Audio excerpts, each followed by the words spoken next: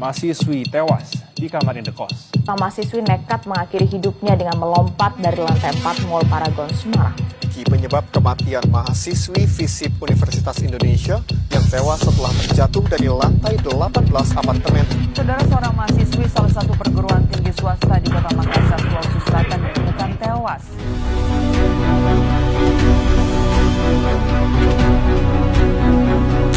Waduh, ternyata banyak juga ya mahasiswa yang nekat bunuh diri karena kesehatan mental.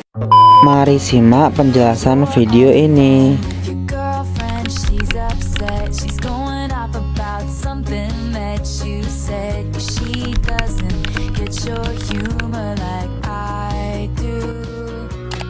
Namun, apa saja penyebab kesehatan mental?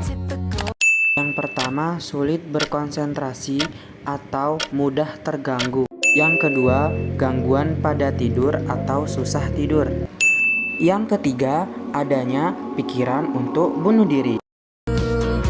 Bagaimana cara mengatasi mental health melalui tasawuf menurut Islam?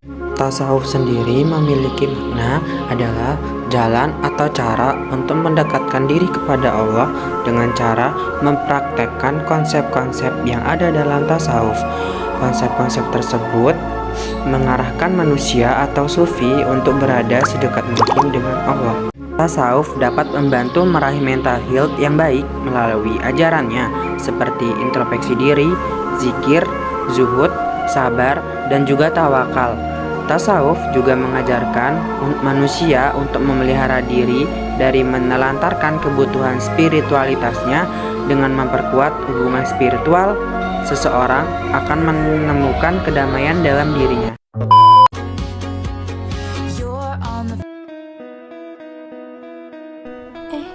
Sini, ikutin aku yuk. Halo semuanya, di sini aku akan ngejelasin tentang konsep wara, zuhud, mukarobah, yakin, sabar, syukur, dan tawakal. Simak video aku selanjutnya ya. Yang pertama, aku akan ngejelasin tentang sikap wara. Sikap wara artinya yaitu menjaga diri dari hal-hal yang syubhat atau haram. Dengan sikap wara, maka kita akan menciptakan ketenangan hati sehingga merasa yakin bahwa dapat menjauhkan diri dari hal-hal yang merusak hubungan kita dengan Allah, bahkan hubungan sesama manusia.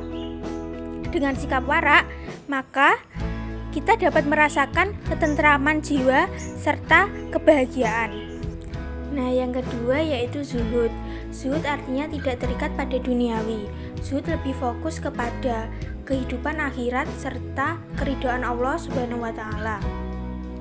Di sini zuhud dapat mengurangi kecemasan berlebihan terhadap harta, materi serta status sosial.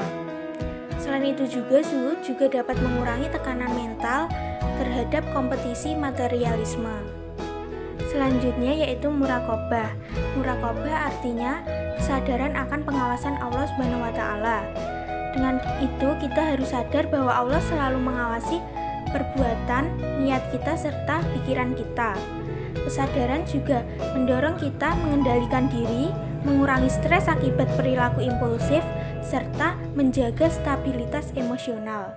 Yang keempat yaitu yakin. Yakin adalah kepercayaan penuh kepada Allah dan janji-janjinya tanpa keraguan.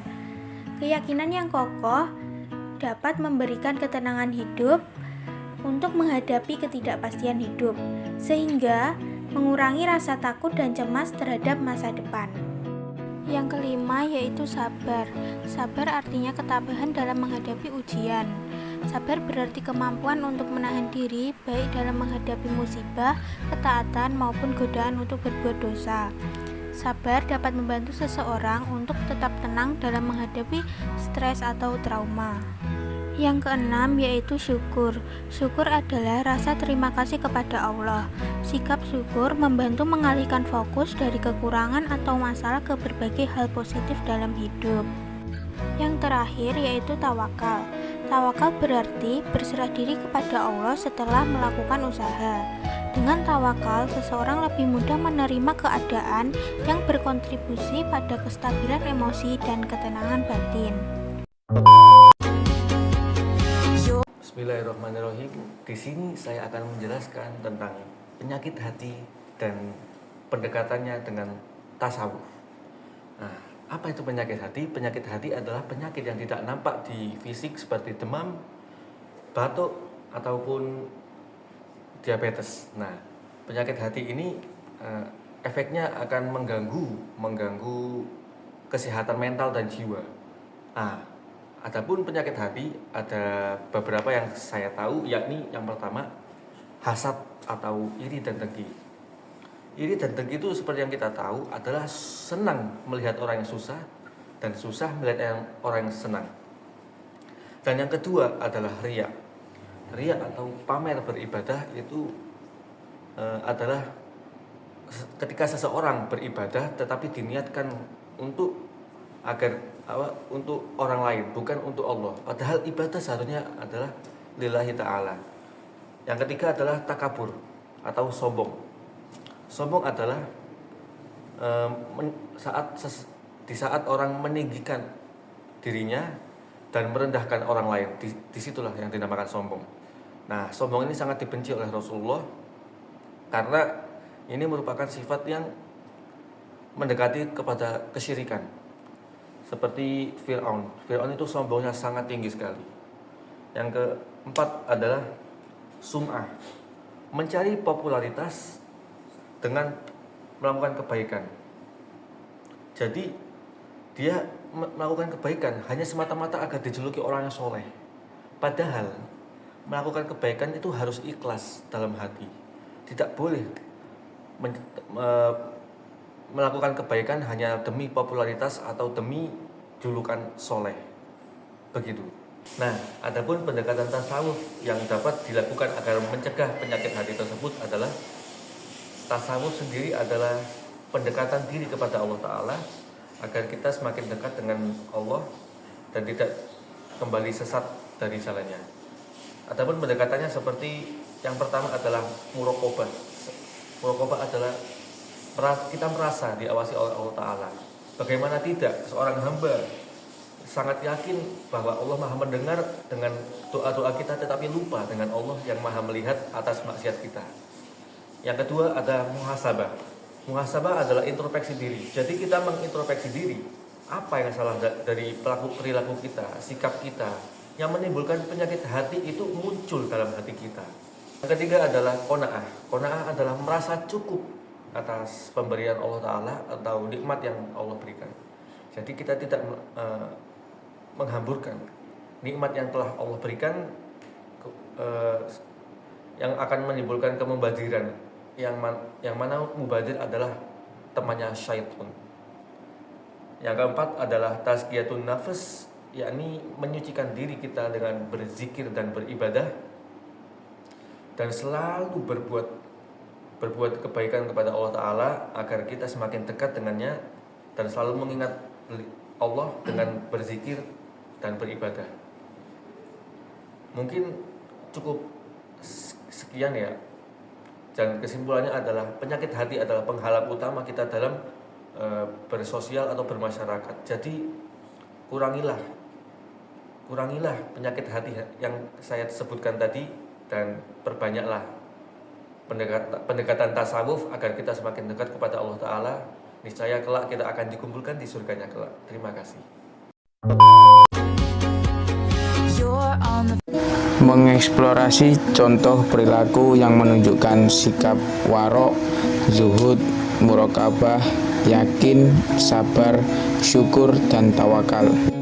Yang pertama, contoh dari warok, yaitu menghindari hal-hal yang bersifat syubhat, seperti seorang pedagang memilih untuk tidak menjual barang yang diragukan kehalalannya, meskipun barang tersebut tidak dilarang secara jelas, tetapi dia memilih untuk tidak mengambil resiko agar tidak terjerumus dalam hal yang bisa mendekati haram.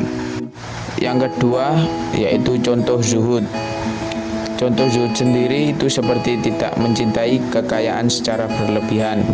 Contoh, seseorang individu yang cukup dengan apa yang ada dan tidak mengejar kekayaan atau harta secara berlebihan.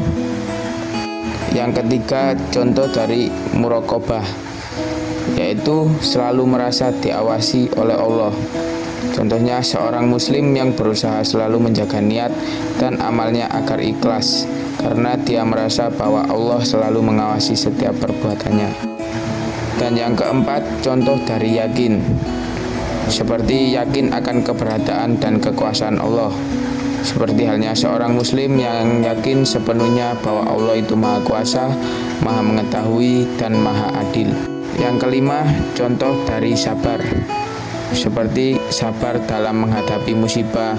Seperti halnya seseorang yang sedang kehilangan seseorang yang sangat disayanginya, itu tetap tabah dan tidak terlalu larut dalam kesedihan.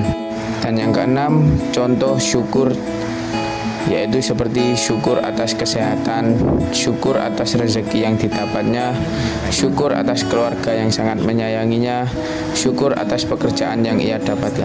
Dan yang terakhir yaitu tawakal.